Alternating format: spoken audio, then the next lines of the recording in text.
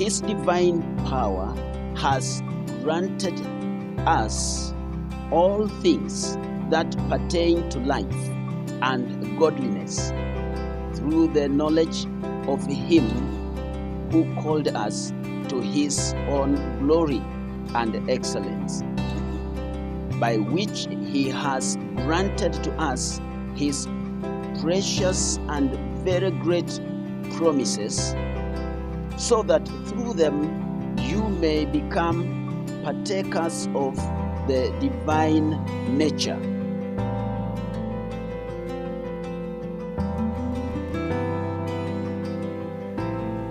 Friends, welcome once again.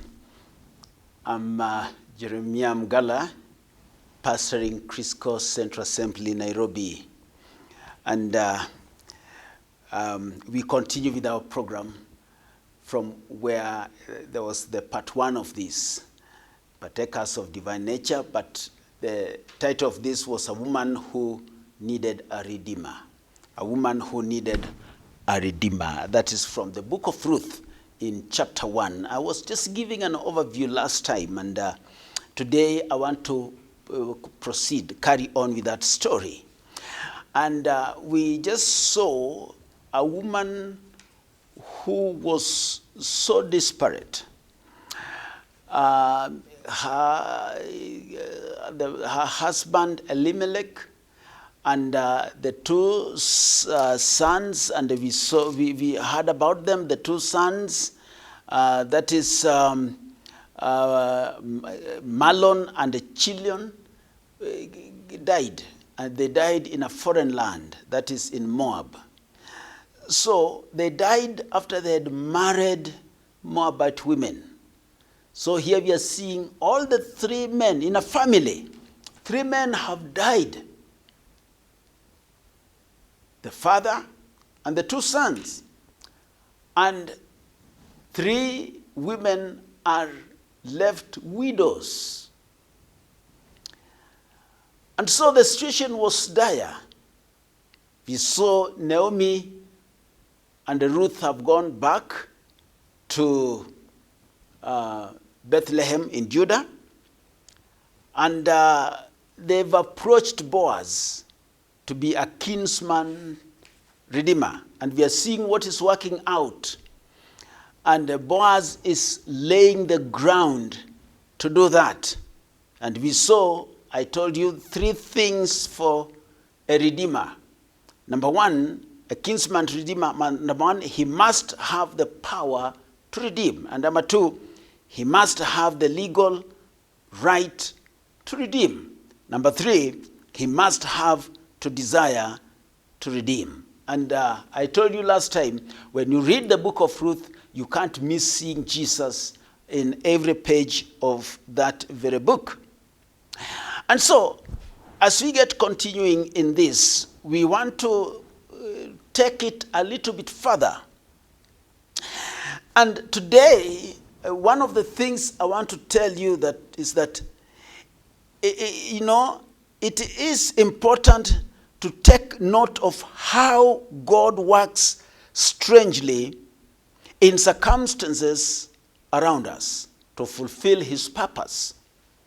There are certain circumstances that would appear so strange in our lives.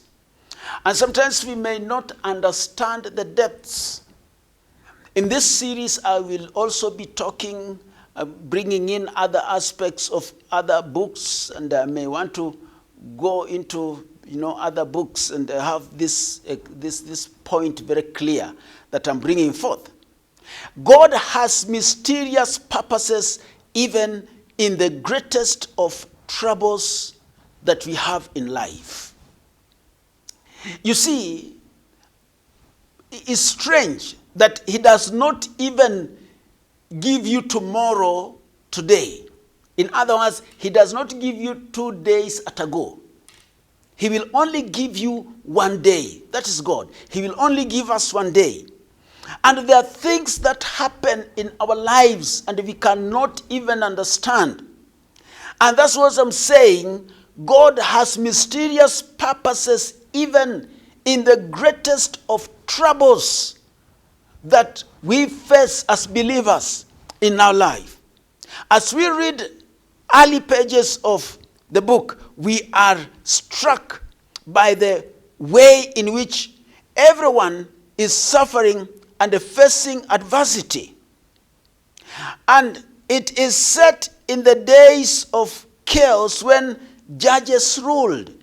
At this point in time in Israel, things were very rough. It was during the days of the judges. They didn't have a ruler. A problem comes up, and God raises somebody to judge the land.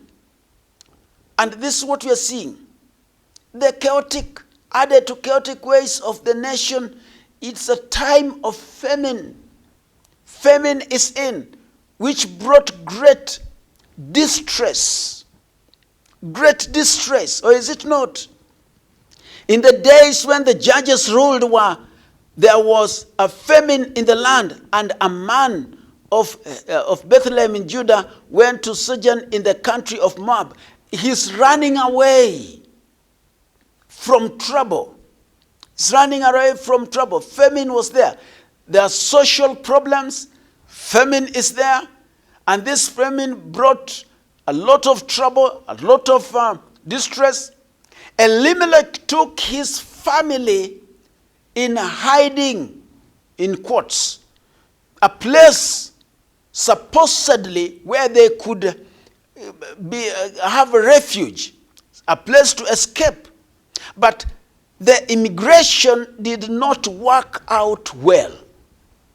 Sometimes when it is just bad, it is bad. Even whatever you do to rescue the situation, whatever you do to salvage the situation, you may have good intention. It may be a good thing, but then it turns around to be bad. So Elimelech died. In chapter 1, verse 3, you see that. 2 sons died as well. And nothing seemed to work well for Naomi. It was all bad, terrible. It was bad. So was there anything wrong in their going to Moab? This family left. They went to Moab. So one would look at it and say, this family, they went complete. Their sons matured and married. And then suddenly, calamity started falling. The man died. Then another son died. Then shortly, another son died. And it's only men who are dying.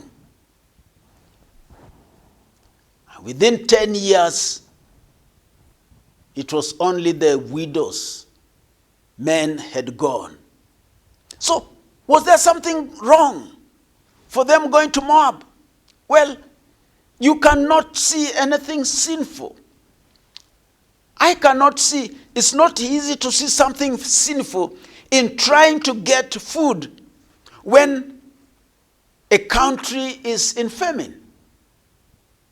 When there's no food, and you imagine there's food elsewhere, maybe the logical thing to do is to go there to get food. But here we are seeing nothing that the family did brought them the relief they were looking for. Nothing. They tried, but nothing brought that relief. Marrying Moabite girls was definitely not a good idea. It would not be allowed within the Jewish setup to marry a Moabite or another tribe. It was not allowed. They would have no faith in the God of Israel because they never believed the God of Israel. And Oprah certainly worshipped the gods of Moab. She worshipped the gods of Moab. You read verse 15 and you see something here. And verse 15 says, and he said, she said, see, your sister-in-law has gone back to her people and to her gods. She has gone to her people and her gods. Orpah worshipped other gods, and it seemed the family ruined their life, and the three of them lost their lives. There's a place, there's somewhere, there was a lapse, and in so happening, they ruined their lives. In their attempt to make things easier for themselves, they ruined their lives. You know, it is always important to seek the Lord in what we do in our lives. So, the rest of the story will make it clear that God has purposes in the greatest of tragedies in life. Are you facing a tragedy in life? Now, look, let us reason together here now. Look at this family. Elimelech, his wife Naomi. God has blessed them with 2 sons. Now, things are not very good in their land. And they want to do everything possible to secure the family. Then they take off to Moab. So, going to Moab, the sons marry Moabites. And then suddenly, the tables are turned upside down. The man dies. The first son dies. The second son follows, dies. So all the men dies. And we have the women. Naomi is matured woman. The sons are there. The daughters-in-law are there. They're young. An older woman, a widow. 2 younger women, widows, with their mother-in-law. As a mother-in-law, how would you respond to that? How would you relate to that? I think that is one of the toughest thing that one can come to. It's very tough. He is even able, God is even able to make our mistakes turn around for good. That is the purpose of this story here. But then, you'll have to suffer before that happens. Because a mistake happens. And I want to tell you, we will suffer for our mistakes, for sure. Even if God turns them around, you will have to suffer for those mistakes. I doubt whether Elimelech did the right thing in going to Moab. I doubt. He went to Moab. Yet, as a result of all the happening, God's king, David, turned out to be part Gentile as he was a Jew. So his ancestry, with all the mix, the ancestry of David, a man after God's own heart, his ancestry, his roots. You follow his route, you'll find part one of the route has gone to a Gentile, has gone to Moab.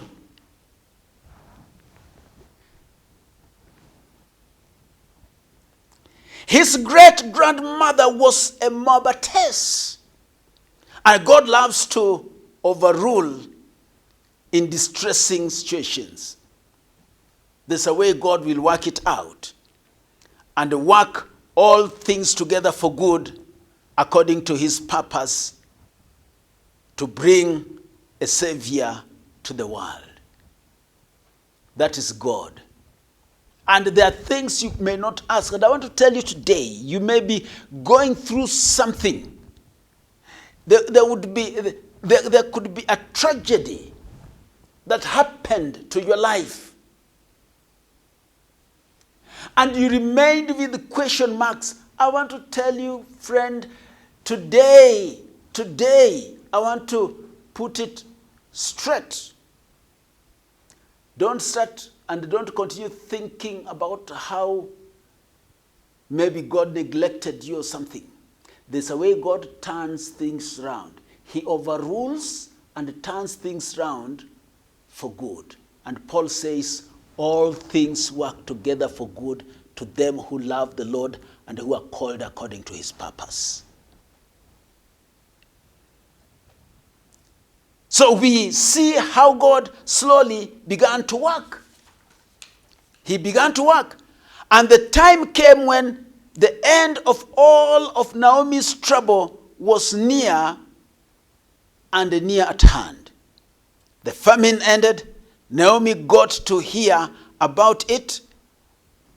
He got to hear about it. Naomi got to hear about the end of famine. You read verse 6. Then she arose with her daughter-in-law to return from the country of Moab, for she had heard in the field of Moab that the Lord had visited his people and had given them food. So somehow it is possible for her to go back. And troublesome days may last a long time. But when God decides to bring them to an end, events begin to move very fast. And the psalmist says, tears may endure for a night, but in the morning comes joy.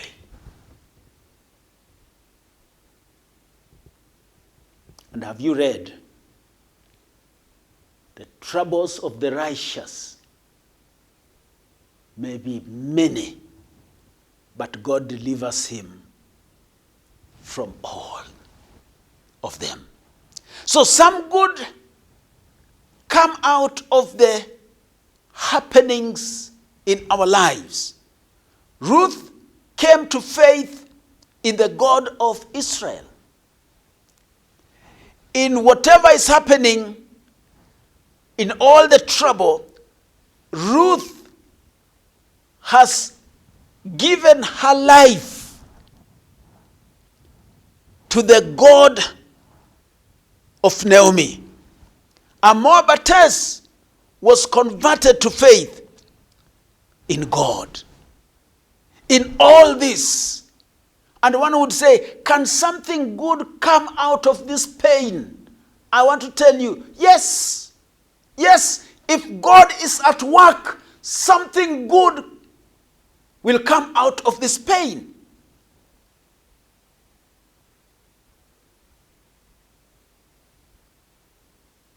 A Moabitess was converted to faith in God, in Yahweh, and insistently told Naomi, your God will be my God. Hallelujah. Your God will be my God. And a God can bring wonderful things even out of tragedy.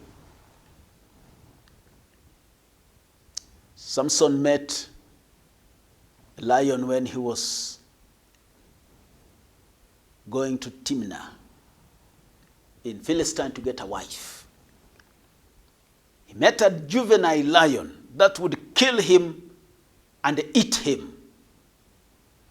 And then him and the lion struggled. And he just managed to strangle that lion and they killed it. He left the carcass there. After a couple of months, he came back. And when he watched and see and imagined what happened, he looked at the carcass, and behold, the bees were flying in and out of the carcass. And where bees are, you can only think of honey. Can you say honey? So he put his hands, and when he brought it out, the hand came out with the honey. So he went on eating. So can something good come out of the killer? Yes. Even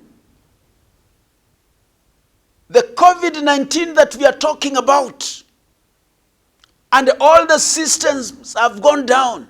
Can something good come out of this COVID season? Yes. Yes. The gospel is being preached like never before, and the world are becoming more cautious than ever before. I want to tell you, God can bring wonderful things even out of the troubles that you are going through. Oh, that is should be the understanding of one who is divine partaker. You are a partaker of divine nature. That should be our understanding. Naomi started to go home. Her daughter-in-law came, they came partway. In the process they are going, they came. You read verse 7, says, so she set out from the place where she was with her 2 daughters-in-law, and they went on the way to return to the land of Judah. They all came partway, but Naomi wanted to release them and let them stay in Moab. But Naomi said to her 2 daughters, go, return each of you to her mother's house. Verse 8. May the Lord deal kindly with you as you have dealt with the dead and with me. Go. And she did not want them to follow her. Go back to your mother's house, and may the Lord bless you. So he told them. There was no point in their coming with her. For sure, there was no point. Why were they coming? Why were they coming? And this is put straight here. The Lord grant that you may find rest, and of you in the house of her husband. Then she kissed them, and they lifted up their voices and wept. They had commitment. They wept. They loved her. And they said to her, no, we will return with you to your people. But Naomi said, turn back, my daughters. Why will you go with me? Have I yet sons in my womb, that they may become your husbands? Do I have sons in my womb, that they may become your husbands? Go! The situation was hopeless. The situation was dire. Naomi is an old woman right now. Where is she going to get sons? And she says here, Why will you go with me? Have I yet sons in my womb, that they may become your husbands? Turn back, my daughters, go your way, for I am too old to have a husband. I'm too old to have a husband. But if I should say I have hope, even if I should have a husband this night and should bear sons, would you therefore wait till they were grown? Would you therefore refrain from marrying? No, my daughters, for it is exceedingly bitter to me for your sake that the hand of the Lord has gone out against me. Naomi wanted to release them. Let them stay in Moab. There was no point in their coming. And she explained this. So Orpah sees the sense in what Naomi says and leaves. You read verse 14. She leaves. But Ruth has come to faith in Yahweh, and she is determined to have God as her God. He is determined to have Yahweh as her God. Israel as her people. Naomi as her closest friend. Great commitment. They arrived in Bethlehem. And you read this. Look at verse 15. Look at this verse 15. Verse 15, what does it say? And she said, see, your sister-in-law has gone back to her people and to her gods. Return after your sister-in-law. But Ruth said, do not urge me to leave you or to return from following you. For where you go, I will go. And where you lodge, I will lodge. Your people shall be my people, and your God, my God. And where you die, I will die, and there will I be buried. May the Lord do so to me, and more also, if anything but death parts me from you.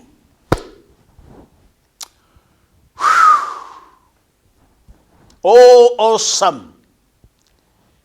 Lord, you are awesome. Look at this commitment. She is getting commitment and getting committed to something that appears hopeless. In God, it is not by sight. There is another deeper place in God. Oh, hallelujah. There is another place in God. Orpah is in one place, and it's a natural place where things make sense. Ooh-wee. And Ruth is in another place. Natural mind cannot understand what is happening at this point. Natural mind cannot stretch itself to make sense of what Ruth is doing. She's getting committed to hopelessness, in quotes. The natural mind will see it hopelessness. But the spiritual eyes have seen what the natural eye cannot see. Ruth has perceived what Orpah has no idea about. I challenge you. Will you renew your commitment, or you will remain at the outer court? As a partaker of divine nature, we have to grow in our commitment. We have to grow in our commitment with Jesus. We have to grow in our commitment in our fellowship in Jesus. I want to pray. I will continue from there. Father, thank you ministering to us. And I pray you'll help us to understand this. Bring us to a place. And that place where Ruth came to. Help us in our commitment to your service. In Jesus' name we pray. Amen.